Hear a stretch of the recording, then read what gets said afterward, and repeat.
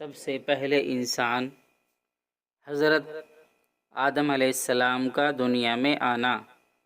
حضرت آدم علیہ السلام جنت میں تنہا رہتے ہوئے بے چینی محسوس کرنے لگے تو تسلی کے لیے اللہ تعالیٰ نے ان کی بائیں پسلی سے حضرت حوا علیہ السلام کو پیدا کیا اور دونوں کو حکم دیا کہ اس درخت کے علاوہ جنت کی تمام نعمتوں کا استعمال کرو۔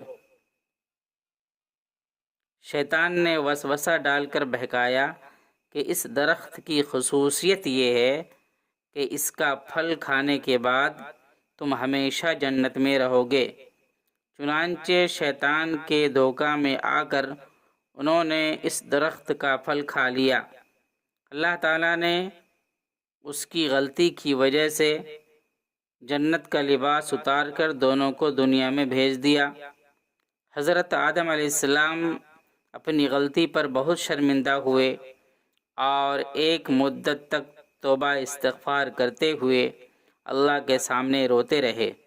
پھر اللہ تعالیٰ نے ان کی توبہ قبول فرمائی۔ اس کے بعد دنیا میں حضرت آدم علیہ السلام اور حوا علیہ السلام ہی سے نسل انسانی کا سلسلہ شروع ہوا۔